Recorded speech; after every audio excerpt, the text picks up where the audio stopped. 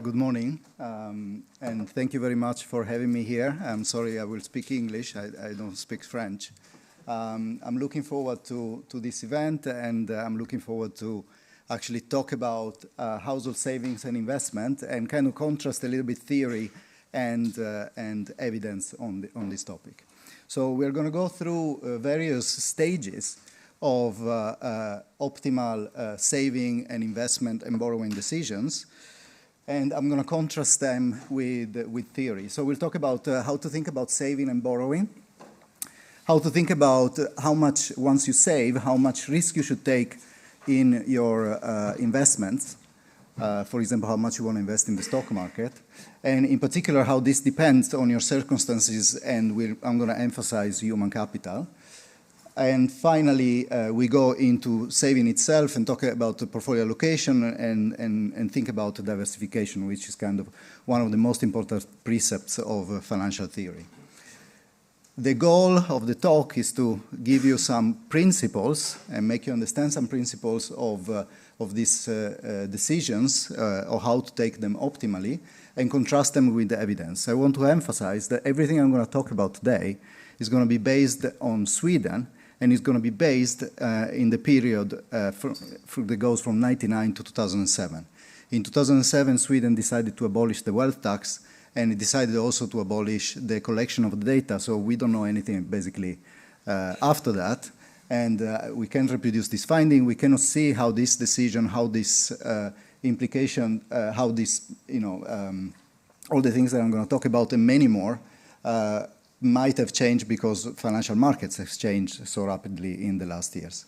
So I will emphasize the importance of having data to be able to understand how people behave and also what we could do to help them take the right decisions, and especially the quality of the data. So let me get started. How should we think about saving and borrowing? Many of you have probably seen this utility function. Consumption, the utility you get from consuming. And basically what it says is that if your consumption is too low, you really suffer. Any additional unit of it is going to make you extremely happy. But as you keep consuming more and more, the utility you get from it is smaller and smaller. What is the implication of that? The implication, which is quite realistic, is that people don't want to have consumption swinging, fluctuating dramatically from one period to the other, but they want to keep it very, very smooth over time. So any models we have about consumption and saving behavior actually has this implication of want to smooth consumption over time and keep the standard of living you have as permanent, as constant as possible. So how do you do that? Well, what you do is that in period when you have a lot of resources, you save into a buffer, or if you have debt, you amortize that debt, you save in the form of amortization.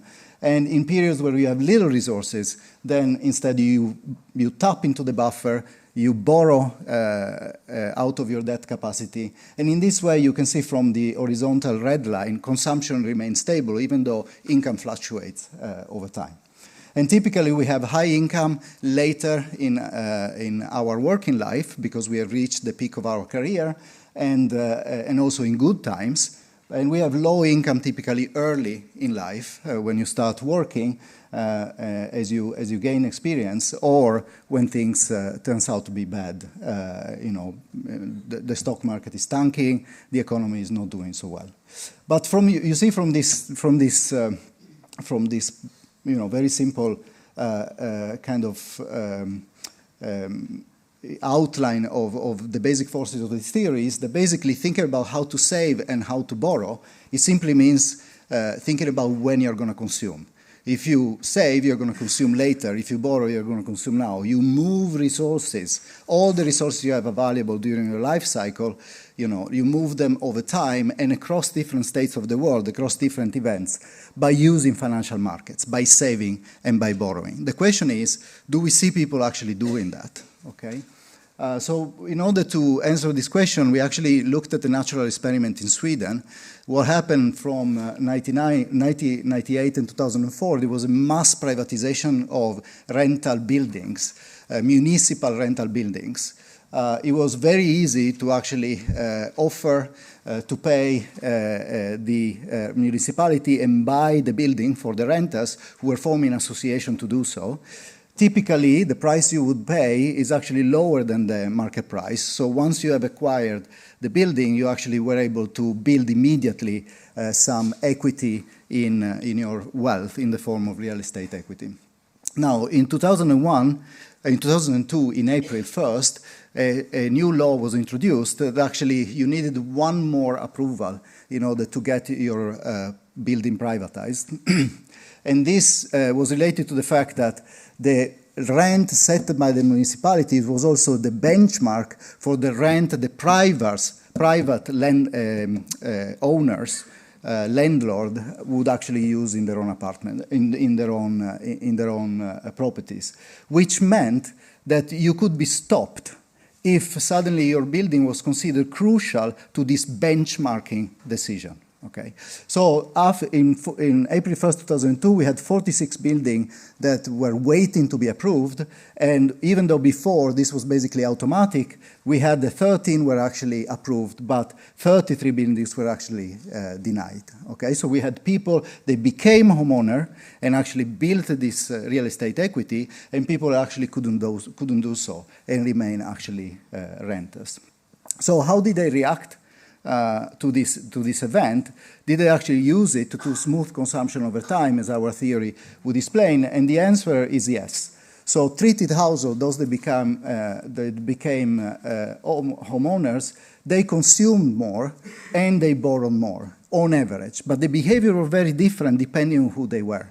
If you were young, below 40 years old, more earlier in your career, you would actually borrow more than the price you need to pay to buy your apartment, and you would use that to actually consume. This made perfect sense. You are kind of at the beginning of your working career. You will receive higher income later. In this way, you can actually consume part of that income earlier in life. You couldn't do that before because you couldn't borrow. But now that you have this equity available for you, you actually do it. Older people didn't do that. They actually started to save less. They consumed more because they saved less into their buffer. And the reason is that actually, now suddenly they also had the real estate equity as buffer to tap in. And in fact, when we divide households between those that actually didn't have negative shocks to income and those that had large shocks to income, so minus 25% at least, what we notice is that the treated households were able to keep consumption more or less the same by using the debt capacity, by using the real estate equity and borrow against it, but control households actually couldn't do so, and their consumption actually reduced as much as income. So this is evidence that actually people understand what consumption smoothing is, and they actually use financial market effectively by saving and borrowing in order to both smooth consumption over the life cycle and smooth consumption across different states of the world, across bad and good kind of state of the economy. What about, so this is how much you save and you borrow. What about once you have saved, how much risk you should take in your portfolio? I'm going to show you some formula. First of all, let me say that what is important here is to consider the overall structure of your balance sheet. So here I have the typical balance sheet. You have financial asset, you have real asset, home equity, private business equity. By financial asset, we have cash, bank, bonds, mutual funds, stocks, and so forth. But one item is crucially missing here and is typically overlooked, which is human capital. Human capital is the present value of all your future labor income. It's a huge asset in everyone's balance sheet. We don't think about it as an asset because it's not tradable, okay? You can actually rent out your service, but you can't, we don't have slavery. But it's still an asset in the sense that it gives you a cash flow, and it's a very important cash flow. So when you think about how much risk you take in your portfolio, it's crucially to think about this other cash flow that you will receive throughout your life. And human capital is very, very large for most of us, and especially early of your working career because you have so many years of income still to have, so the present value is very high. Okay, so how should we think about how to invest how much money to invest in risky assets? You have this beautiful formula. Maybe you don't find it beautiful, but it is, and that's like was derived by Merton and other back in 1979. You see that the euro invested in financial assets is basically inversely proportional to risk aversion. So your preferences are very important. Your attitude towards risk are very important in deciding how much you want to invest in risky assets. But it also depends about your belief on how much you get by investing in risky assets. So the expected return per unit of risk. Here, E of R divided by variance of R. So that's the fraction of the total financial wealth you have that you're going to invest in risky assets. This is the case of a rich household, a case of a household that doesn't have labor income. Its whole balance sheet is financial assets, so that's the fraction you're going to invest in risky assets, in stocks. What happens if you include income, if you include human capital? Well, in that case, what happens is that you have the green term as well, but you also are going to take a fraction of this new part of your balance sheet, because now you work, which is human capital itself. Now, if you are working in the public sector, you have a very stable labor income, that's it, okay? So you consider how much you invest in risky assets out of both financial wealth and your human capital, because you're going to receive this stream of income over your life cycle. But you have to consider also that human capital might be risky. Human capital might move with the stock market. And this actually would kind of should stop you from investing as much in financial markets. So if you're not a public sector employee, if you work in a risky sector, then you should not invest as much as just that fraction, the Merton fraction of human capital, but reduce it by this beta of human capital. What is this beta of human capital? Has been it took a long time for academics to understand what really the risk of human capital is, and it turns out that what is really crucial is how much the tail of the outcomes in the labor market move together with the business cycle, together with the stock market. So here you see that in green you have how much you have, bonuses and pay rises positive, or unemployment and pay cut negative, and the bars represent what happened in the stock market. You can see that they move very tightly. So the question is, do people actually take this into account when they decide how much to invest in risky assets? And the answer is yes. When we look Swedish data, we look at different sectors. Each of these dots is a sector, and also a group of households depending on the level of education. You can see that the higher is the cyclical skewness of your sector, the more your sector tail move with the stock market, the less you tend to invest in risky assets, the less you tend to participate in financial markets. So that's another example of people following what we would think it should happen. Let me quickly talk about diversification. I'm just going to talk about the fact that, let me skip this.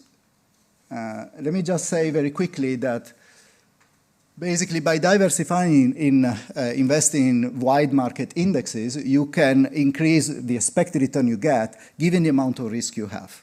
The question is whether people do it or not, okay? Now, the basic idea before we had the Swedish data is that people were largely under-diversified. They were investing one or two stocks, and by doing that, they were taking all sorts of unnecessary risk. And in fact, when we look at the Swedish data and we look at only the stock portfolio, people had one or two stocks. And you can see the vertical line, the distance between those red and blue line and each of these dots representing each household, one of 10,000 randomly selected houses in Sweden, is actually quite large. We're talking about 1%, 2%, 3% per year of losses in expected return because you don't invest in a diversified portfolio. Now, the issue is that this changes dramatically once we include also the mutual funds investing and how much you have in the bank in taking this decision. I'm going to show you just this last slide, which is how much this picture changes when I include mutual funds and the bank account. So you see that basically people move towards the origin, so they tend to take less risk once you consider obviously how much they have in the bank account, but also they tend to have lower distances between, you know, their return on their portfolio and what they would have in a well-diversified index. So return losses actually, from undiversified, shrink dramatically once you have the proper data to measure how much people do it. Again, people who are more sophisticated tend to do this more. So let me conclude. And just say that generally people tend to behave like we would expect from our theories, but that's more like a qualitative statement. Whether, for example, when there's smooth consumption, they overborrow or they save too little is something that we actually still need to explore and we need more data for. People have under-diversified portfolio, but they tend to cut their losses by investing more in riskless assets. The question is, like, how should we help them to take the right decision? Should we have financial education? Which type of financial education should help them? Should we have, for example, a more efficient advice sector? How shall we make it work so that the advisor interest is aligned to the one with the household? So there are many, many questions we have, and unfortunately, what I talked about was the best data we could use around the world. I don't think there is any country in any other period where we have such data. So a big encouragement here is, if you want to have answers, if you want to have good policies, please give us very good data, and we will give you the answer. Thank you. Thank you.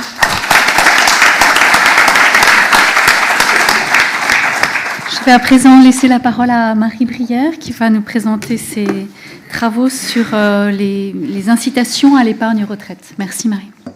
Merci Paolo. Merci beaucoup Delphine et un grand merci pour l'invitation à cette conférence. Je suis très, très, très heureuse d'être ici. Et après Paolo qui nous a présenté une vue très complète en fait des comportements financiers des ménages qui sont moins irrationnels qu'on ne pourrait le penser. Moi, je vais me focaliser sur un aspect particulier qui est l'épargne retraite, parce que ça fait partie, comme le disait Marianne en introduction, des éléments qu'on cherche à inciter. Hein. On aimerait bien que les épargnants investissent plus pour la retraite, parce qu'ils épargnent, mais le problème c'est qu'ils n'investissent pas beaucoup. Et donc, c'est une grande question de politique publique de savoir comment on arrive à les motiver. Alors, il y a plusieurs outils qui ont été mis en place et ce que je me propose de vous présenter, c'est un peu un panorama des outils qui ont été testés dans différents pays, mais avec un prisme particulier qui est celui aussi, comme le disait Paolo, on a besoin de données, donc de l'épargne salariale en France, où beaucoup de choses ont été testées et où on a chez Amundi de très belles données, puisque on a 4 millions de clients, etc. Et donc, on peut observer un certain nombre de comportements par rapport aux incitations qui ont pu être mises en place. Donc, ce que je vais vous présenter est beaucoup basé sur des travaux de recherche qu'on a menés sur l'épargne salariale, sur la base des comportements des clients, mais j'élargirai aussi à des travaux qui ont été faits par d'autres, dans d'autres pays, et qui nous permettent d'avoir un panorama un petit peu plus large sur la manière dont les particuliers réagissent aux différentes incitations. Alors, qu'est-ce qu'on peut faire pour inciter les particuliers à épargner et à investir pour leur retraite? Il y a 3 types de politiques qui ont été testées et mises en place. Il y a les incitations fiscales, sur lesquelles je vais passer un petit peu de temps parce que la France, avec la loi Pacte, a mis en place une incitation fiscale nouvelle. Et donc, on a des éléments assez intéressants à partager. Il y a tout ce qu'on appelle les nudges. Hein. Donc, nudger, c'est vous pousser gentiment vers la solution qui est censée être optimale pour vous. Et il y a un certain nombre de... Alors ça, les nudges, on en a dans beaucoup de dispositifs d'épargne pour la retraite, y compris l'épargne salariale. Et je vous montrerai un petit peu comment les gens réagissent aux nudges.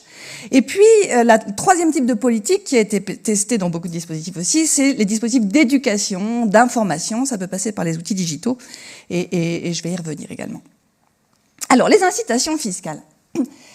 Donc, le traitement fiscal de l'épargne retraite dépend beaucoup des pays. Donc, vous voyez pas très bien le détail, c'est un graphique qui vient de l'OCDE, qui a une publication qui fait un panorama de toutes les incitations fiscales qui existent dans le monde.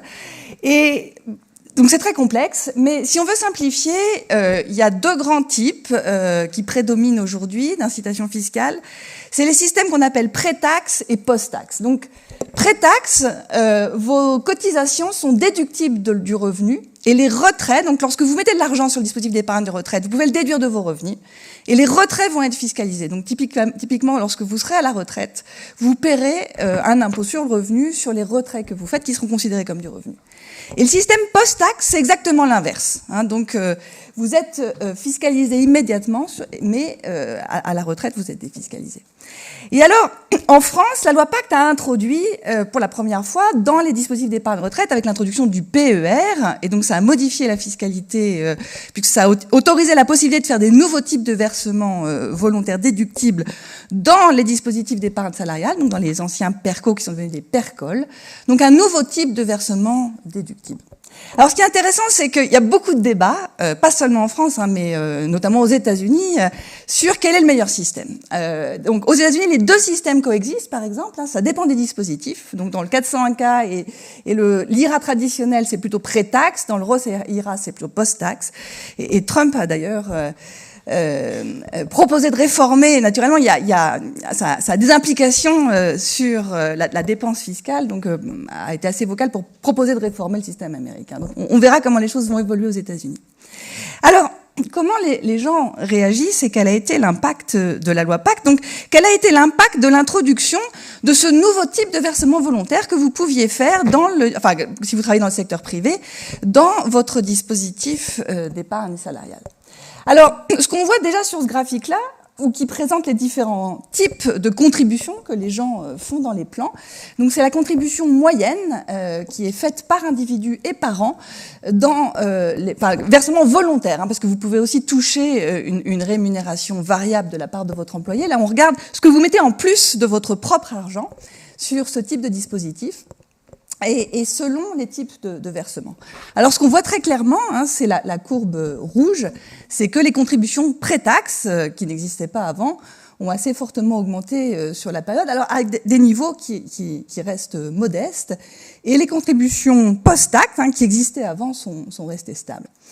Alors, pour pouvoir avoir une idée de l'impact causal, parce que donc là, c'est juste un comportement moyen individuel, on peut faire des régressions en définitif, c'est-à-dire qu'on peut comparer le comportement des gens qui travaillent dans des entreprises qui ont introduit le nouveau PERCOL, donc ce nouveau dispositif avec versement déductible, à des gens qui travaillent dans des entreprises qui ne l'ont pas encore introduit parce que l'introduction s'est faite de manière volontaire par les entreprises et s'est faite de façon progressive. Toutes les entreprises n'ont pas introduit le dispositif en même temps.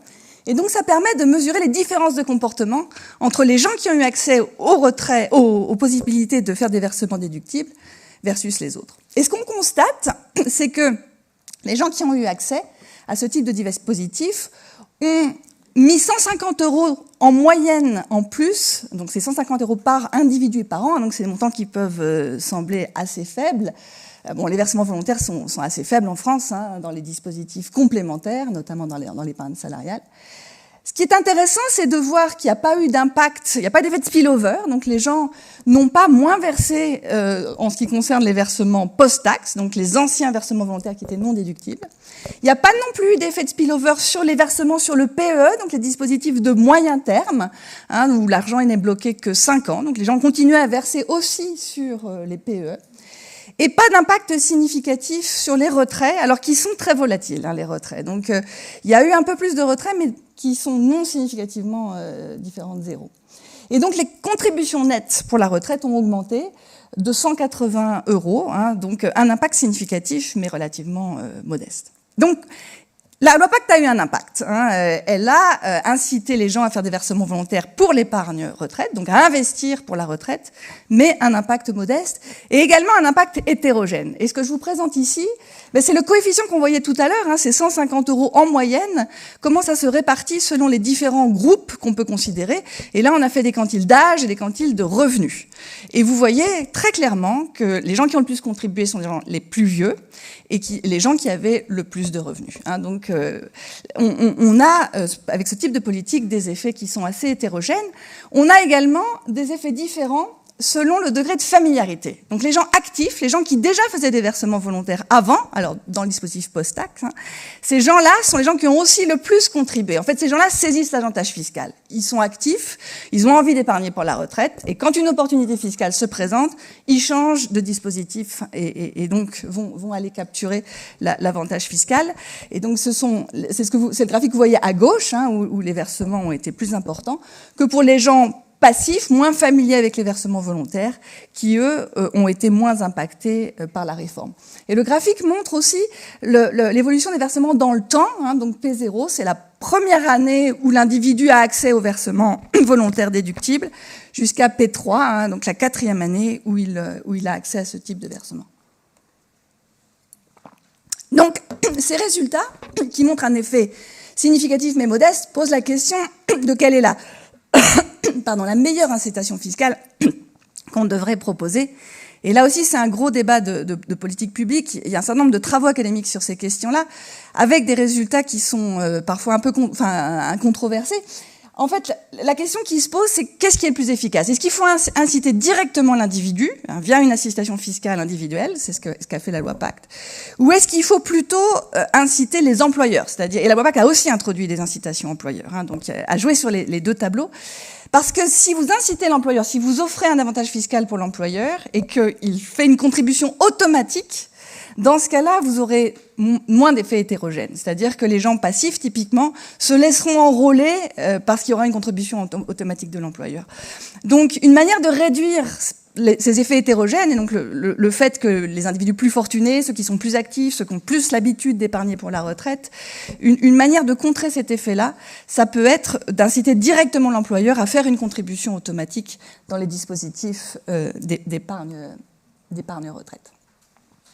Alors voilà pour les dispositifs d'incitation fiscale. Alors il y a un autre type de choses qu'on peut faire pour inciter à l'épargne retraite, ce sont les nudges. Donc les nudges, c'est vous inciter d'une manière que vous n'allez pas forcément percevoir à investir pour la retraite.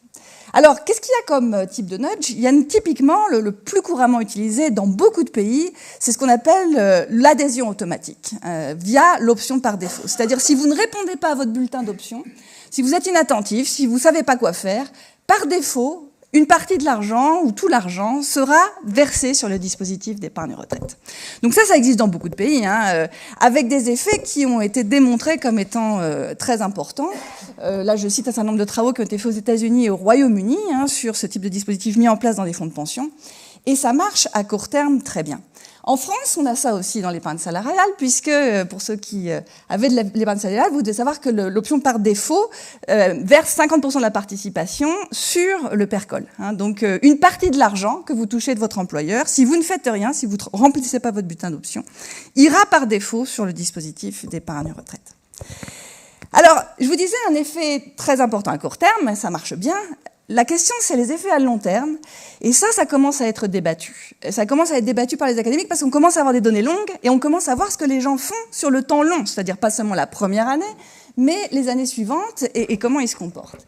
Et là, on commence à s'apercevoir, et il y a des travaux très intéressants de Bechers, Choukmani, qui montrent que les gens défont les nudges. C'est-à-dire que certes, ils se laissent enrôler, mais quand ils ont la possibilité de défaire le nudge, par exemple lorsqu'ils changent d'employeur, ce qui rend l'épargne retraite liquide, par exemple aux États-Unis, eh bien ils récupèrent l'argent pour le liquidifier et le remettre sur des supports beaucoup plus liquides. Ou éventuellement le consommer. Enfin, c'est pas forcément toujours ce que les gens font de l'argent, mais en tout cas, ils le retirent des dispositifs d'épargne retraite. Alors, on s'est intéressé à savoir ce que les gens faisaient dans le cadre de l'épargne salariale, et est-ce qu'ils se laissaient nudger, et dans quelle mesure, ensuite, ils conservaient les incitations ou s'ils les défaisaient. Alors, je vois que les graphiques ont un petit peu bougé, mais enfin, vous arrivez à voir quand même. Donc, première chose, les gens se laissent nudger quand l'option leur plaît, quand le dispositif leur plaît. Ça, c'est une chose qui m'a beaucoup personnellement surprise. La prise de l'option par défaut, donc c'est ce que vous voyez à droite, dépend de la présence de PERCO dans le dispositif, de long terme dans le dispositif. Quand l'entreprise offre un PERCO, donc quand l'option par défaut, du coup, verse 50% de la participation dans le long terme, les gens prennent beaucoup moins le défaut, 9%, que quand il n'y en a pas, c'est-à-dire quand tout l'argent va dans le PE. Donc en fait, quand on dit défaut, les gens ne font pas attention, ils se laissent nudger, etc. En réalité, les gens font quand même attention, puisque quand l'option par défaut ne leur plaît pas, ils la prennent pas. Et donc, ils se laissent nudger quand l'option leur plaît, mais quand elle leur plaît pas, ils la prennent beaucoup moins. Ça a un impact aussi sur le take-up du plan. Je vais pas rentrer dans le détail. Pour identifier ça de manière causale, on a regardé ce qui se passait lorsqu'il y avait des changements d'employeur. Et donc, même individu qui change d'employeur, l'employeur offre du long terme alors que l'ancien employeur n'en offrait pas, par exemple. Et on voit cet impact causal avec une moindre prise du défaut. Donc, ces résultats sont très robustes. Et les jeunes, alors ce sont ceux qui sont bloqués le plus longtemps, sont particulièrement sensibles à l'illiquidité des plans et vont nettement moins prendre l'option par défaut dans ces cas-là. Alors, comment on peut les inciter à prendre le long terme, à investir sur l'épargne retraite, sur le PERCOL ou le PERCO, s'ils n'ont pas très envie de le faire et de bloquer leur argent. Les entreprises ont une manière de le faire et de les inciter. Donc un autre nudge, c'est l'abondement, donc le match en anglais. Donc c'est abonder les versements que vous ferez. Donc si vous versez une part de votre rémunération variable ou si vous mettez de l'argent personnel sur le long terme, alors l'entreprise vous mettra une contribution supplémentaire. Alors ça marche, là aussi assez bien. Là, vous avez le take-up du long terme, est-ce que les gens mettent de l'argent sur le long terme en fonction du taux d'abondement qui est proposé par les entreprises. Et on voit, sans surprise, que plus le taux d'abondement est élevé et plus les gens vont mettre l'argent. Donc ils se laissent nudger si on leur offre un petit surcroît de rémunération sur le dispositif de long terme. Avec un effet qu'on peut mesurer, puisque une hausse de 100% du taux d'abondement, ça augmente le take-up de 12%, donc c'est significatif et c'est économiquement assez important. Donc les gens acceptent à condition qu'on les compense pour les liquidités du dispositif d'épargne retraite. Mais ce qui est intéressant, c'est de regarder ce que les gens font lorsqu'ils ont des possibilités de retrait. Parce que dans le PERCO, vous pouvez retirer l'argent. Alors, c'est pas complètement évident parce que l'argent est bloqué, mais c'est possible pour l'achat de la résidence principale et puis des cas lorsque vous handicap, chômage, etc. Donc des accidents de la vie, on va dire. Et ce qui est intéressant, c'est de voir que les retraits que les gens font sont beaucoup plus importants sur le long terme, donc sur le PERCO, que sur le PE, donc sur le dispositif de moyen terme. Et ce que les gens font, c'est qu'ils, lorsqu'ils ont cette possibilité de retrait exceptionnel, donc par exemple l'achat de la résidence principale, ils vident le PERCO, tout en laissant de l'argent, ça c'est extrêmement intéressant, sur le PE, donc ils gardent l'épargne liquide, enfin bloqué uniquement 5 ans, et ils vident le dispositif liquide, ils vident 92% en moyenne du PERCO, alors que ça n'est uniquement que 68% du PE.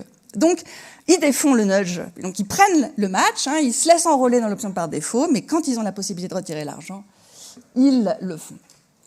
Alors, combien les gens souhaitent épargner dans le long terme? On peut le mesurer en regardant les choix des gens qui sont actifs, qui ne vont pas sur l'option par défaut.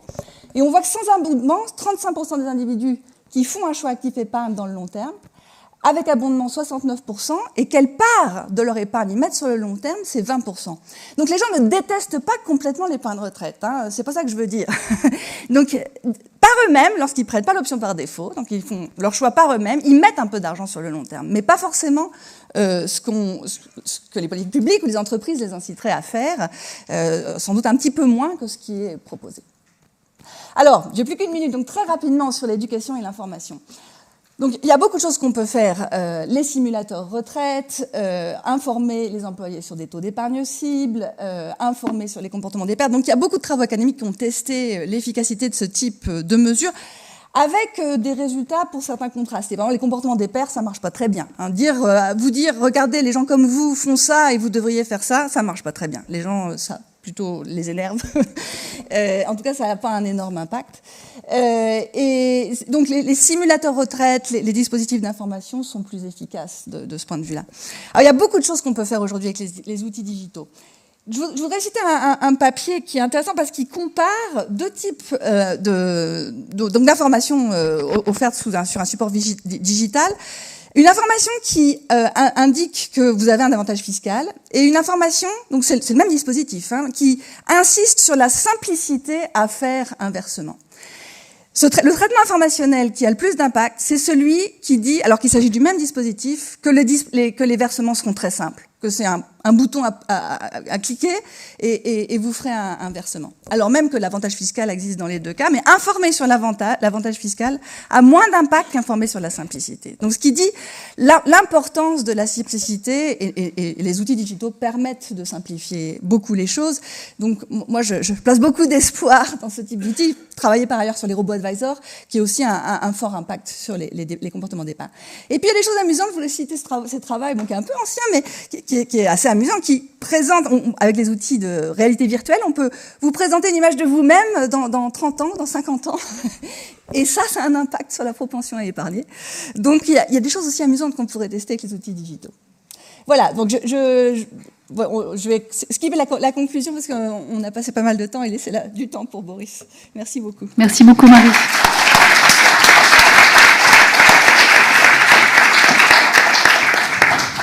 Alors, nous avons donc une intervention à présent de Boris Vallée sur la structuration des produits financiers et la façon dont on peut encourager les ménages à investir dans des actifs risqués.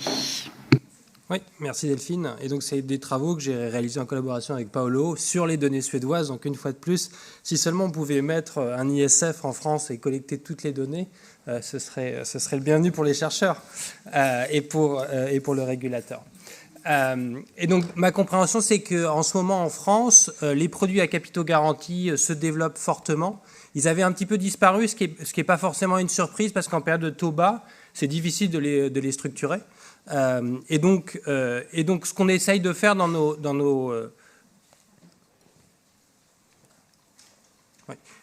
nos travaux, ça va être de nuancer un petit peu la position qui est souvent assez négative du régulateur sur ces produits, parce qu'il y a eu pas mal d'abus avec des frais importants ou des attentes des investisseurs qui étaient peut-être excessives. Et donc l'idée de ces travaux, c'est un petit peu de dire attention, ne jetons peut-être pas le bébé avec l'eau du bain.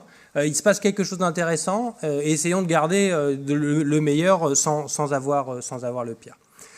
Mais la motivation, c'est tout à fait les propos qu'avait Marianne sur le fait qu'en général, et j'ai envie de dire particulièrement en Europe, les ménages investissent peu dans les marchés actions. On est assez risque-averse en Europe, encore plus en Allemagne qu'en France. Mais c'est dommage parce que du coup, on renonce à un rendement sur notre épargne. Et aussi, ça limite le financement de l'économie. Et donc, dans une démarche de productivité, c'est important qu'on encourage les ménages à prendre plus de risques. Paradoxalement, il y en a plein qui ont l'air disposés à investir dans les cryptos, qui ont beaucoup moins de sens économique. J'avoue que ça, pour les économistes, c'est interpellant. Mais donc, si on pouvait utiliser ces ressorts pour les amener vers les bons produits, je pense que c'est toujours le bienvenu. Et donc, juste quelques statistiques très rapides, mais concrètement, ce qu'on voit, c'est que en investissement en direct, on va peut-être avoir entre 20 et 30% des ménages qui le font. Et qui vont investir une petite part. Donc au global, il y a quand même deux opportunités, et sur la quantité de ménages et sur la quantité à investir. Parce que quand on a un horizon long, on pourrait très facilement être à 50% d'investissement sur les marchés actions. Et donc, les produits à capitaux garantis, ce qu'on se dit, c'est qu'il y a quand même une opportunité d'avoir un petit peu le meilleur des deux mondes, de rassurer les gens avec la capitale garantie, tout en leur apportant des rendements qui vont être supérieurs que s'ils gardaient juste sur des produits sans risque. Et ce qu'on regarde quand on parcourt un peu le monde, ce qu'on voit quand même, c'est qu'il y a pas mal de pays où il y a des produits à capitaux garantis qui sont offerts. Alors c'est souvent sous des formats différents. Aux États-Unis, c'est des annuités. En Chine, ils appellent ça des produits de gestion de fortune garantis. En France, on a bien sûr tous les produits assurance vie qui sont en général à capital garanti. Et donc, ça suggère qu'il y a cette forte demande, alors que c'est pas complètement clair dans la théorie économique. Pourquoi est-ce que les gens ne voudraient absolument pas perdre même 1%, même 2% sur leurs produits? Et donc la question à laquelle on veut répondre, c'est est-ce que l'utilisation de ces produits plus innovants peut permettre d'encourager les gens à prendre du risque, et c'est prendre du risque dans le sens c'est capital garanti, donc le risque il est très limité, même s'il y a un coût d'opportunité si on récupère juste son argent, mais l'idée c'est d'aller les amener sur des produits qui vont leur en donner un rendement, une prime de risque supérieure aux actifs sans risque. Et donc, je vous l'avais promis, on va aller en Suède de nouveau. On va aller regarder ce qui s'est passé quand ces produits ont été introduits en Suède, avec deux questions principales. Comprendre est-ce que effectivement les ménages investissent plus quand ils ont accès à ces produits-là, et aussi quels ménages investissent plus. Et ensuite comprendre un petit peu le mécanisme psychologique sous-jacent de pourquoi est-ce que ces produits les encouragent à le faire. Et donc ce qu'on voit, la réponse à la première question, c'est que clairement oui, ça a un effet important sur l'investissement en actions pour les ménages, et je dirais a fortiori pour ceux qui investissaient très peu. Ce qui est exactement ce qu'on veut, en fait. Et c'est la force, je trouve, de cet outil. Et c'est pour ça, une fois de plus, que je dis qu'il ne faut pas jeter le bébé avec l'eau du bain.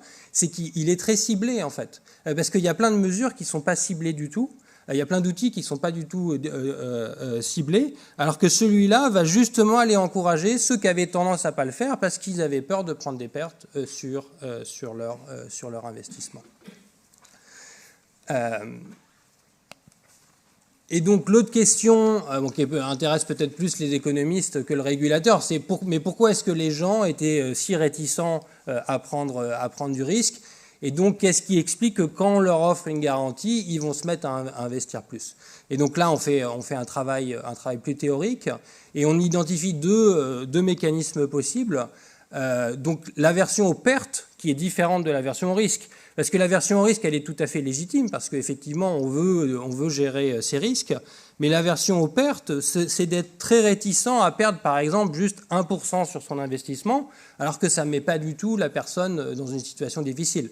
Mais psychologiquement, entre avoir 0% ou moins 1%, il y a des gens qui vont vivre très mal d'avoir perdu 1% sur leur investissement, qui vont paniquer, qui vont arrêter, qui ne vont jamais réinvestir.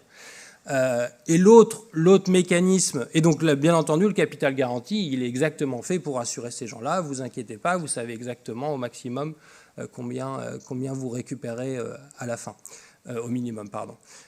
Et l'autre mécanisme possible, qui est aussi probable dans le contexte français, c'est le pessimisme, dans le sens où il y a une partie de la population qui va penser systématiquement, avoir un biais pessimiste, et penser qu'il y a une crise qui va arriver, que les marchés vont baisser, ce qui peut être vrai de temps en temps, mais qui en moyenne est faux.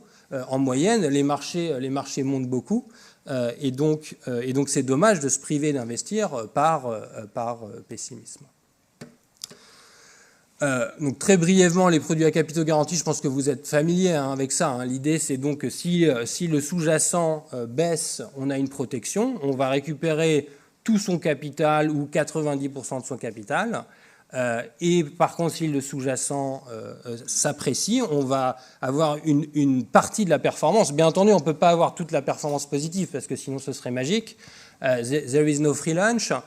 Et donc, pour financer la protection, on renonce et on va obtenir peut-être 60% de la performance de l'indice ou quelque chose comme ça.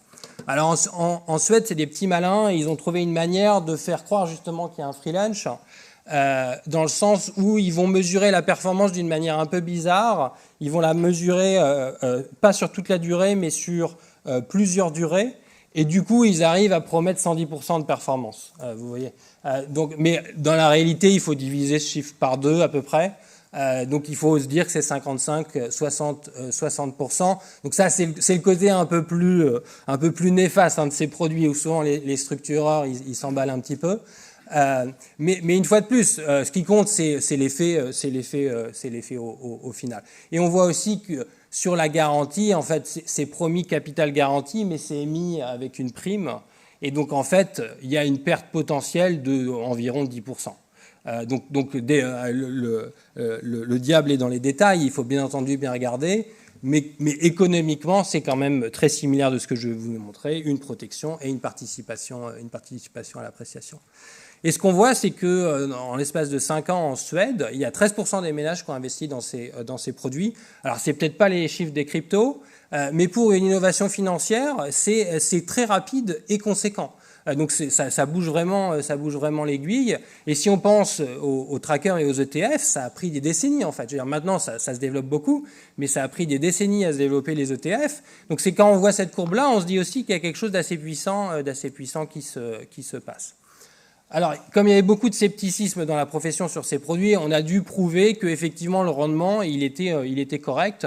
Et ce qu'on voit, c'est que alors je vous ai épargné les détails, mais quand on compare le rendement par rapport au FCP, en fait, on a des rendements un peu plus bas, mais c'est normal parce que le risque est plus faible. Et là, on prend en compte les frais. Et donc, il faut bien entendu, donc c'est les rendements par rapport au taux sans risque, les rendements en addition du taux sans risque. Et donc, c'est la prime de risque. Et on voit qu'effectivement, ils nous apportent la prime de risque, qu'effectivement, ils vont augmenter les rendements de notre portefeuille. Donc, ça, c'était pour rassurer les gens. Parce que si les frais étaient trop élevés, en fait, on aurait ça. Et en fait, quand on compare les frais, alors en tout cas en Suède, ils sont pas supérieurs à ce qu'il y avait sur les FCP à cette période-là. Alors les frais ont plutôt un petit peu baissé et ça reste des montants que personnellement je trouve trop élevés. Mais en tout cas, c'était pas pire que les FCP. Et donc, ce qu'on fait ensuite, c'est qu'on va essayer de voir, donc un peu dans l'esprit de ce que montrait Marie également, d'essayer d'identifier l'effet causal sur le portefeuille des ménages de l'introduction de ces produits. Donc on commence par développer une mesure de prise de risque et voir est-ce que cette prise de risque augmente quand il y a l'introduction de ces produits. Et donc la réponse est oui, mais pas pour tout le monde. Ce qu'on voit vraiment, c'est que si on regarde les gens qui prenaient très peu de risques, donc là c'est le quartile inférieur de la prise de risque initiale, ceux qui vont investir donc au sein de cette population, ceux qui vont investir dans ces produits en noir, effectivement, vont beaucoup plus augmenter leur prise de risque que ceux qui n'investissent pas. Donc là, c'est une corrélation. On a eu des outils pour établir la causalité que je vous épargne. Mais concrètement, quand on regarde toute la population, je trouve que ce graphique, il est vraiment très, très parlant. C'est l'augmentation de la prise de risque en fonction de la prise de risque initiale. Quand on est exposé à ces produits, quand on décide d'investir dans les produits à capital garanti. Et ce qu'on voit, c'est que c'est vraiment que ceux qui investissaient très peu dans les actifs risqués, qui réagissent à ces produits, et que les gens qui aimaient le risque, en fait, ça ne les intéresse pas, ces produits. Donc on a vraiment un effet exactement là où on veut, et donc on trouve que c'est un outil qui est pertinent, bien entendu, quand il est mis en place avec des frais raisonnables et sur des structures, raisonnables. Il me reste combien de temps ? 3 minutes, très bien.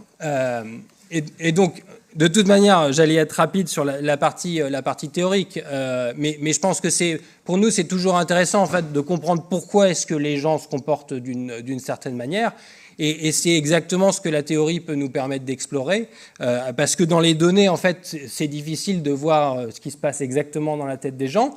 On crée un petit modèle et on voit si ce modèle peut expliquer les données. Et donc, en fonction des ingrédients qu'on a mis dans le modèle, ça nous permet d'identifier quel est le mécanisme psychologique qui peut amener à ce type de comportement. Et donc, ce qu'on essaye de faire concrètement, c'est reproduire le monde réel dans notre modèle qu'on simule. Alors, on utilise un peu d'électricité pour faire ça. Mais au final, c'est très utile parce que ça nous permet justement de creuser dans quelque chose qui n'est pas vraiment observable. Et donc, ce qu'on voit, c'est qu'on arrive à reproduire avec le modèle, les simulations du modèle, l'effet que je viens de vous montrer, et que donc, si notre ménage il est averse aux pertes et qu'il se concentre sur sa fortune, eh bien, on peut reproduire tout à fait la demande pour ces produits et l'effet ciblé dont je vous parlais. Et l'autre mécanisme qui explique ces faits-là aussi, c'est le pessimisme, mais ce que le pessimisme fait moins bien, en fait, c'est expliquer qu'il y a des gens qui ont les deux types de produits, alors que les pessimistes, ils voudraient que des produits à capital garanti, en fait. Donc on pense que c'est plutôt, a priori, l'aversion aux pertes. Voilà. Et ce qu'on peut faire ensuite, c'est essayer de mesurer, de quantifier dans quelle mesure les ménages sont mieux grâce à l'introduction de ces produits. Et donc ce qu'on fait une fois de plus dans notre modèle, c'est qu'on peut voir, on crée un monde où il y a ces produits et un monde où il n'y a pas ces produits, et quel est le paiement initial au début de leur carrière qui égalise leur bonheur entre ces deux mondes. Et ce qu'on voit, c'est que d'introduire ces produits, ça correspond à payer, donc pour les gens qui prenaient peu de risques, à leur payer initialement 12 000 €. Donc c'est quand même pas négligeable du tout en fait. Et donc c'est un peu ce qu'on voit, le coût d'opportunité de ne pas avoir investi pendant toute sa carrière.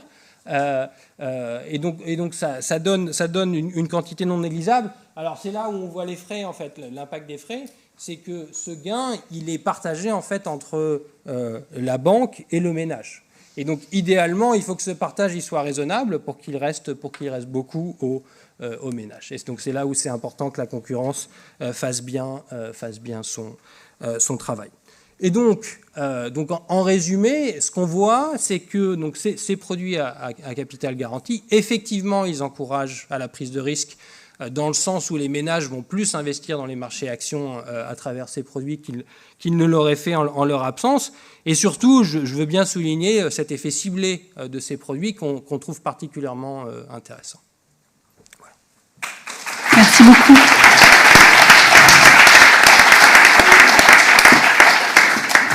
Bien, merci à vous trois d'avoir tenu ce timing un peu serré.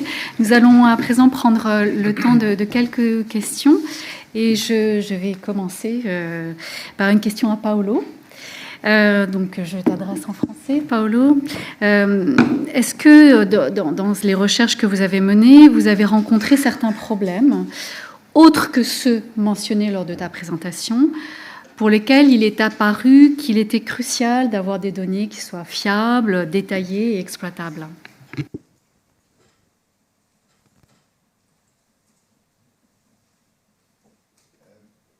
Yes, many cases, as I tried to solve before. But one particular one that I think is worth mentioning is the functioning of real estate markets in terms of gender differences, how female, women and men actually fare. So in the countries where we have data about transaction of real estate assets, what we find out, this is true in the US, this is true in Denmark, this is true in Sweden, as we discovered recently, is that women on average earn per year about 1.5% to 2% less than men. So the hypothesis that was thrown there before we looked at it with Swedish data was actually that women are not very good at negotiating. And in fact, you see that when they advertise their own real estate property, the listing price tend to be lower than the one men advertise. So they're less, if you want, aggressive, okay? And this might actually end up with the fact that they are able to sell a lower price or they buy at a higher price, so the return in general is smaller. Now, once we look at the Swedish data, it turns out that so you might think in this situation that you might want to reform how real estate market actually work and the bargaining process that you have in them. When we look at the Swedish data, what we find out is that how much you spend for maintenance and renovation is actually crucial, a very unexpected result. So in Sweden, actually, you can reduce the taxes that you pay on your residence when you buy and sell by also sending in your maintenance receipts, okay? This is something that typically you don't see in other countries because you're not taxed on your primary residence. Okay? So when we look at that, we found that the discrepancy between men and women, once you take out this maintenance and renovation cost, goes from 2%, very high in Sweden, to basically 30 basis points, so 0.3%. And when you consider which type of profession people were working on, it goes to zero. There is no gender difference anymore. So how is that possible? Well, what happened is that a big business in all these countries is actually to buy apartments, renovate them, and flip them, okay? Which you do it in a few months. And obviously, the renovation costs are very, very large. If you don't take that renovation cost into account, it looks like you made an enormous amount of money in an annual basis. You double, your investment in very few months. Who is doing that? Construction workers.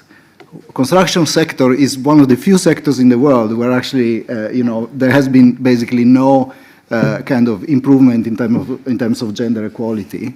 And so basically, it's nothing wrong with the real estate market. There is no issue about how women negotiate. We find in Sweden as well there is a difference in style in negotiation exactly in the other countries, but it doesn't lead to losses per se.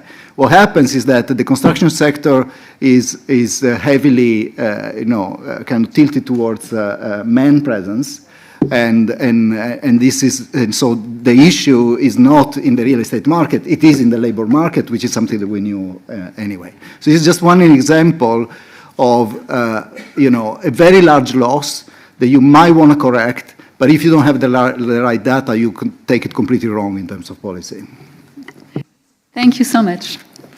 Marie, je voudrais t'adresser une question relative à des travaux qui vont au-delà de ce que tu nous as présenté ce matin, parce que je sais que tu as travaillé en particulier sur tout ce qui est digitalisation. Et ma question porte sur la gamification, donc cette façon d'attirer les investisseurs à travers des processus ludiques. Et je voudrais savoir ce que tu penses, à travers tes travaux, de l'impact éventuel de ce phénomène sur l'épargne, et en particulier pour les jeunes investisseurs dont on a vu à travers l'intervention de Marianne que c'est eux qui sont le plus soumis à des arnaques, et ce sont eux dont l'importance croît aujourd'hui. Oui, merci beaucoup pour cette question qui est très importante. Alors, effectivement, je n'ai pas personnellement travaillé sur la gamification parce qu'on n'a pas d'outils gamifiés dans l'épargne salariale, par exemple, chez Amundi. Mais j'ai souvent cette question de la part de réseaux de distribution bancaire qu'on peut conseiller, qui parfois ont des outils digitaux très traditionnels et qui s'interrogent sur l'opportunité de mettre en place des outils gamifiés. Ils voient des plateformes de trading qui utilisent ces outils gamifiés, ils se disent, est-ce qu'on ne devrait pas faire la même chose ? Et donc, et je sais que l'AMF a conduit des travaux très intéressants sur ces sujets-là, notamment Marilène Brohan. Donc ça pose la question de savoir est-ce qu'il faut ou pas mettre en place ces outils. Alors je pense qu'il faut faire attention, il y a plusieurs types de gamification. Il y a ce qui a été étudié par Marie-Hélène, qui sont les confettis, les badges de certification, etc. Donc des récompenses lorsque vous menez une action. Et puis, il y a tous les outils liés à des réseaux sociaux, de copy trading, etc. Donc, de vous présenter ce que font des influenceurs, des pairs, etc. J'ai pas le même avis sur les deux types d'outils. Sur le premier, je pense qu'il y a une bonne et une manière d'utiliser ces outils. Les gens réagissent, ça c'est surprenant, mais notamment les hommes, plus que les femmes, réagissent à ces badges virtuels, etc.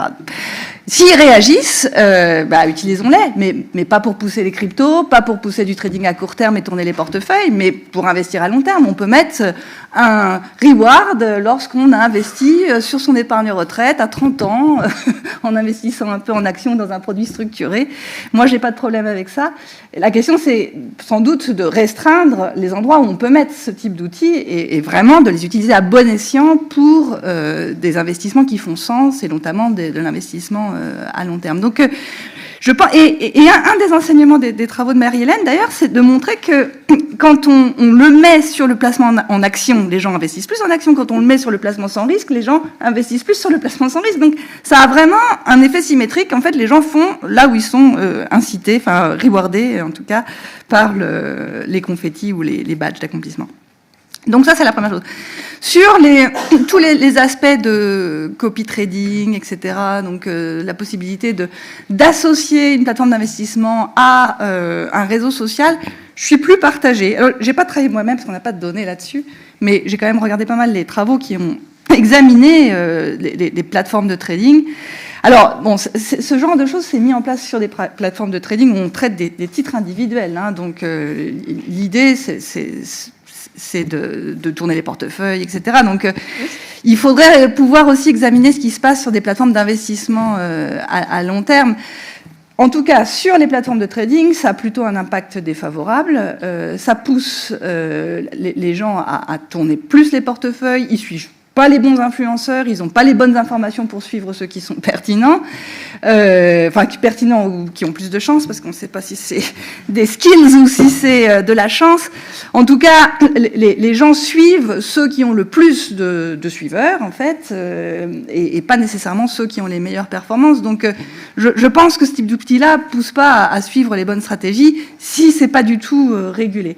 Après, si les gens, là aussi, par exemple, les femmes sans doute parce qu'elles ont moins confiance en elles, enfin il y a un certain nombre de travaux dans cette dimension-là, sont plus sensibles, elles suivent plus les portefeuilles.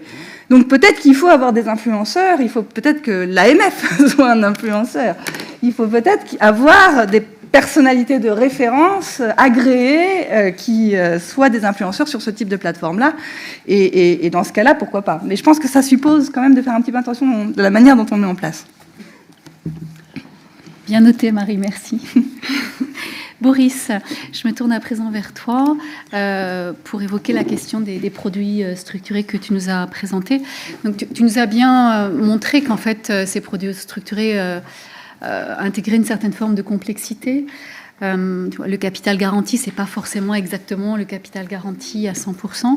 Et donc, la question que je me posais, c'est de savoir si vous avez eu l'occasion de voir avec vos co-auteurs à qui réellement allait le bénéfice de ces produits structurés éventuellement. On a parlé des épargnants. Et qu'en est-il de ceux qui commercialisent ces produits-là? Comment se fait la répartition des bénéfices de la commercialisation de tels produits? Dans un autre de nos travaux avec Claire Sellerier, ce qu'on voit clairement dans les données, en fait, c'est que plus le produit est complexe et plus il y a de frais cachés dans le produit. Ça, c'est une relation qui est forte. Et je dois avouer que j'ai travaillé chez Deutsche Bank avant de faire mon doctorat, et c'était une des raisons principales pour laquelle on augmentait la complexité des produits, c'était pour qu'ils ne soient pas comparables avec la concurrence et que de ce fait, on puisse mettre plus de markup. Et donc je pense que et l'industrie et les économistes sont alignés sur le fait que plus de complexité en général, je dirais a fortiori quand il y a une asymétrie de sophistication entre les deux parties. Entre une banque d'affaires et un ménage, clairement, il y a une forte asymétrie de sophistication. Et donc, cette complexité, elle est vraiment, elle favorise vraiment l'extraction de ces frais. Après, une fois de plus, je pense qu'il faut être nuancé, et je pense qu'il faut encourager les produits les plus simples possibles. Un produit à capital garanti, ça peut être simple. Ça peut être simple. Alors peut-être que c'est un petit peu plus dur à vendre parce que c'est un peu moins aguicheur, parce que le taux de participation est un peu plus faible et tout ça. Mais il n'y a pas vraiment besoin de cette complexité à mes yeux, en tout cas pour avoir les bienfaits.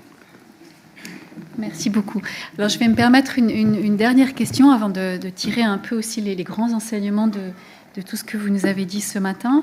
Une question à adresser à celui de vous trois qui souhaitera, voire deux, y répondre. Lorsque l'on évoque l'orientation de l'épargne, finalement, l'outil qui nous vient le plus naturellement à l'esprit, c'est la fiscalité. Et j'aurais aimé vous entendre, à celui qui souhaiterait, celui ou celle qui souhaiterait répondre là-dessus. Est-ce que vous pensez que le levier fiscal est le plus efficace en fonction de ce que vous avez pu voir dans vos recherches? Moi, j'ai un point simple, c'est que très souvent, quand il y a une incitation fiscale, elle est pratiquement complètement absorbée par l'intermédiaire financier. Et donc, ça pose une vraie question. Alors, effectivement, il va y avoir une forte adoption du produit, mais le bienfait, en fait, se retrouve essentiellement chez l'intermédiaire. Merci, Boris. Oui, moi, je pense que j'ai donné des éléments. Je pense que l'incitation fiscale, elle est efficace, mais avec un impact hétérogène. Je pense que c'est ce qu'on a vu dans le cadre de l'épargne salariale. Donc, elle adresse les gens qui sont sensibles à la fiscalité, et tout le monde n'est pas sensible à la fiscalité. Alors, bon, ce qui était particulier dans Pacte, c'est que la réduction d'impôts n'existait que pour les gens qui pouvaient escompter une baisse de revenus à la retraite, donc plutôt les hauts revenus. Donc, il y a d'autres manières, naturellement, on pourrait imaginer d'autres manières d'imaginer un dispositif fiscal qui inciterait plus les bas revenus. Le problème, c'est que les bas revenus sont souvent moins sensibles d'une manière générale parce qu'ils ont moins à épargner, sont moins attentifs, etc. Donc, souvent, c'est la limite de ce type d'incitation. Merci beaucoup, Marie. Donc, si on essaye un petit peu de voir les grands points de chaque intervention, merci à nos régulateurs d'éclairer nos travaux académiques par le maximum de données possibles. S'il vous plaît, collectez, rendez les données libres, libérez les données après les avoir collectées. Attention à l'orientation de l'épargne et de la fiscalité. L'épargne des ménages doit être vue en fonction de la grande hétérogénéité des épargnants. Et puis enfin, peut-être attention à la trop grande complexité des produits. Et je finirai par une demande. Peut-être Marianne pourrait se lancer comme influenceuse pour orienter l'épargne et utiliser la gamification de façon positive.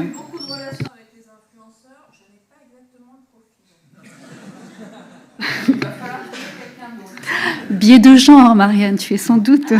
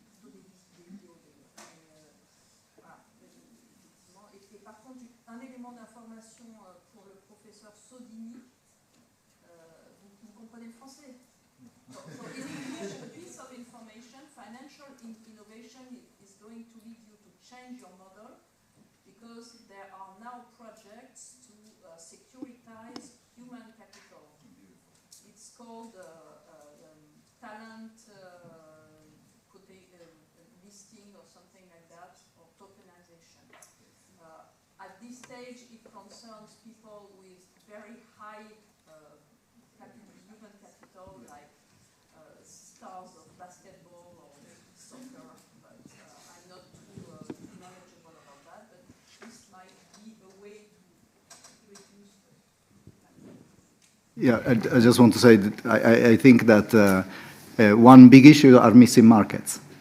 Okay, so not enough is traded. We don't share enough risk. One of the risks that perhaps we could share more is human capital. So I think this is extremely interesting. It goes back to a book of Bob Shiller, in fact, where he was talking about how one can share human capital risk in financial markets. Exactement. J'allais proposer que nous prenions quelques minutes, si j'y suis autorisée, 5 minutes, merci, pour prendre des questions de la salle. Oui, nous avons une dame ici qui... Et un monsieur à droite ensuite. Bonjour, Pervenche Berès. Merci beaucoup de ces présentations.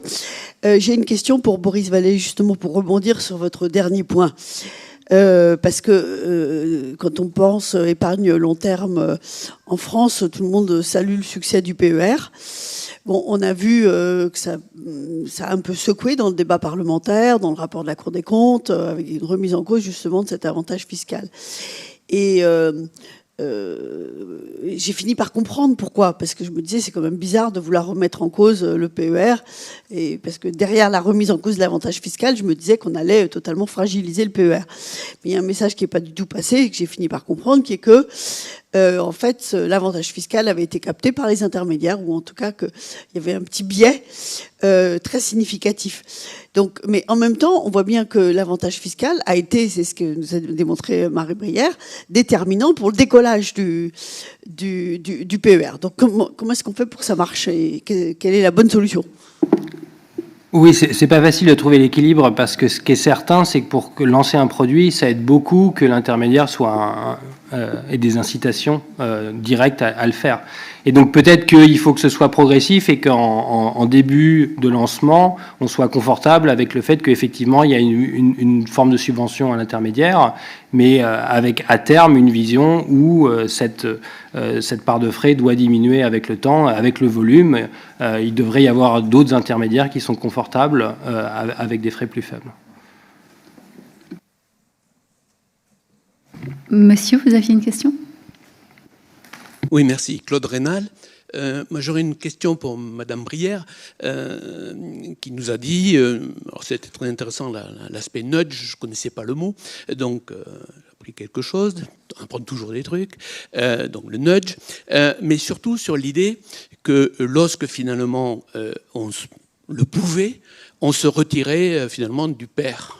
Assez rapidement, parce que finalement c'était un investissement de trop long terme et que les gens souhaitaient certes en bénéficier, mais en sortir le plus vite possible. C'est ce que vous avez, je crois, dit. Et donc ma question en tant que parlementaire, c'est plutôt de savoir si finalement, d'une certaine façon, on a trop ouvert les cas où on pouvait se retirer. Autrement dit, aujourd'hui où l'on cherche à avoir une épargne retraite longue, etc., est-ce que finalement tous ces cas d'exemption, qui ont tous leur sens dans l'histoire, dans les moments où ils ont été faits, est-ce qu'aujourd'hui il ne faudrait pas revenir dessus ?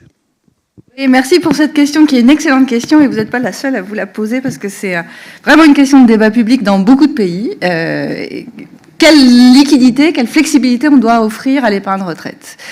Et donc, il y a plein de manières d'offrir de la flexibilité. Ça peut être en offrant des retraits, comme dans le cas du PERCO. Ça peut être en autorisant de s'endetter, par exemple, sur les actifs accumulés. Donc, il y a différents dispositifs qui existent.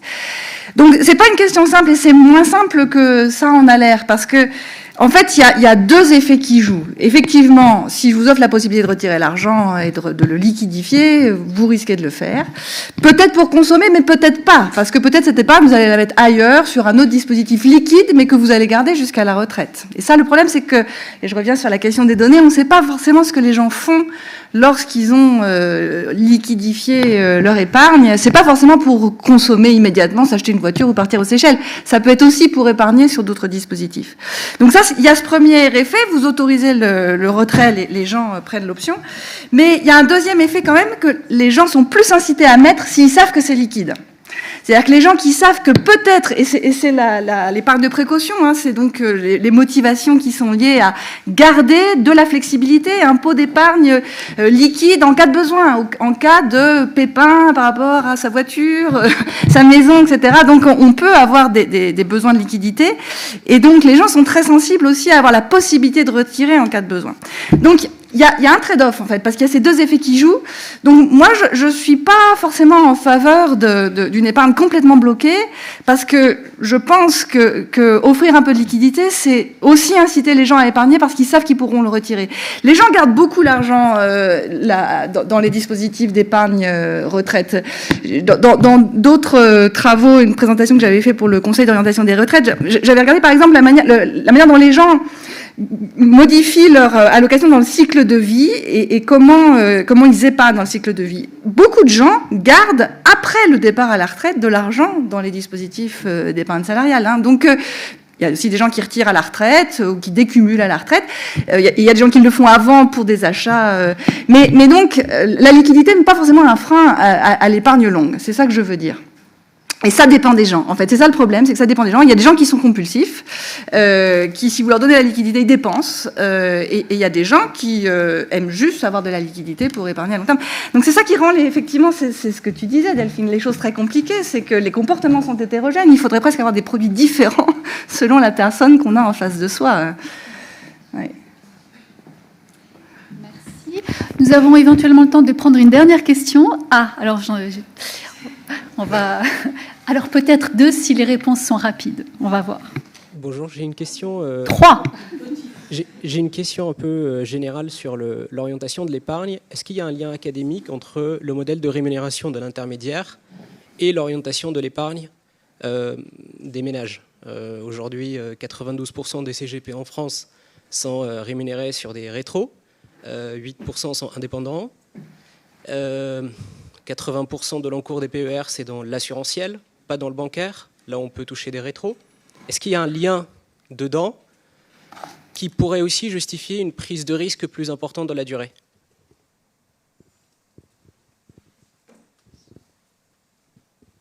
So, let me answer generally as well. I think whenever you introduce new products, whenever you introduce new taxes, whenever products entail fees, they might actually go mostly to the intermediary, so the advantages are actually in the end not staying with the consumer.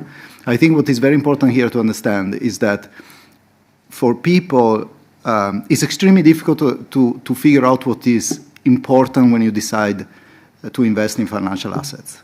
So you might think that 1.5% of mutual fund fee is very little, just because you pay 30% of taxes every year.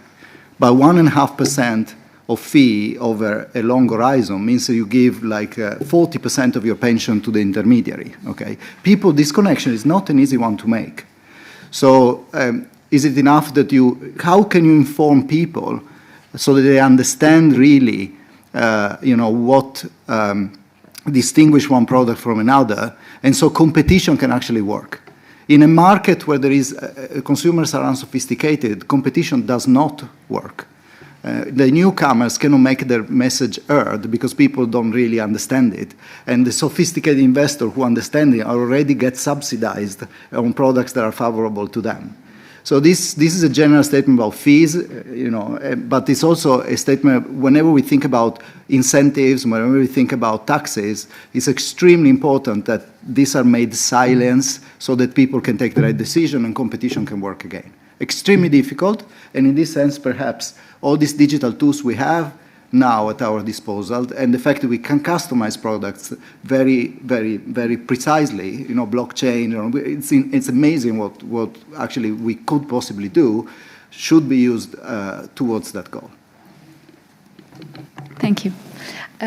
Alors, on va essayer de prendre les deux questions qui nous restent. Monsieur, et puis Marianne. Bonjour, Martin Parks. C'est une petite réflexion pour Marie. En fait, je ne sais pas si vous êtes déjà au courant des travaux de Nest Insight au Royaume-Uni. Nest, c'est le fonds de pension de retraite par défaut en Angleterre, qui font des travaux de recherche intéressants sur ces questions des nudges et la possibilité d'associer un compte de précaution au compte à long terme. Donc les résultats, en fait, ça reflète en fait vos réflexions sur la capacité des gens de se défaire du compte à long terme. En fait, ça donne une compte de précaution en plus qui permet de pallier ces effets délétères. En fait, je pense que la France, dans l'épargne salariale, a été un peu précurseur de ça, parce qu'effectivement, ces dispositifs doubles commencent à être mis en place. Vous citez le cas de Nest, en Afrique du Sud aussi. Il y a un certain nombre de pays qui réfléchissent, même aux États-Unis, il y a des questionnements autour de ça. À l'idée d'avoir, parce qu'en fait, on peut avoir des objectifs différents, en fait. Il y a tout un développement de ce qu'on appelle le goal-based investing. On a des objectifs et on peut ségréguer des portefeuilles en fonction des objectifs de vie. Donc l'idée d'avoir un compte liquide et un compte illiquide, effectivement, permet d'adresser différents objectifs de vie. Et donc c'est effectivement une excellente initiative. Merci pour cette remarque. Merci. Alors Marianne, tu n'as pas le micro.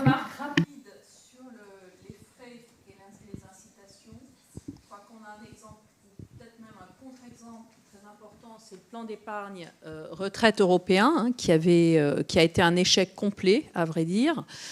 Une partie de cet échec étant analysée comme étant liée à un plafonnement très bas du montant des frais. Je crois que c'était 1%. Une partie, alors je sais pas s'il y a des analyses plus approfondies, mais enfin ça montre quand même qu'effectivement, il faut qu'il y ait des incitations aussi pour les acteurs financiers. Sinon, de fait, ils ne vont pas forcément beaucoup distribuer ce produit. Je crois qu'il y en a eu un en tout et pour tout qui a été créé dans l'Union européenne à ce stade. Et alors moi, je vais poser une question un peu provocatrice. C'est au vu de tout ça, quid des pays qui ont mis en place des obligations ? Puisque on a en Europe, je ne sais pas si ça se voyait dans votre tableau, mais il y a des pays qui ont extrêmement bien réussi, entre guillemets, la constitution d'épargne retraite et notamment d'épargne investie sur des produits financiers. C'est pays comme les Pays-Bas où c'est obligatoire en fait. Donc ça, c'est l'autre extrémité du spectre. C'est quand le nudge n'a pas marché, quand les avantages fiscaux deviennent trop chers. Est-ce qu'il n'y a pas une troisième possibilité ? Cette troisième possibilité, c'est sûr qu'elle serait extrêmement utile. La question, c'est qu'en France, elle est compliquée politiquement à mettre en place. Donc, introduire un deuxième pilier de capitalisation plus conséquent en France est quelque chose qui est difficile politiquement à faire passer. Je pense que dans ce contexte, parce qu'en fait, chaque situation politique est très différente dans chaque pays.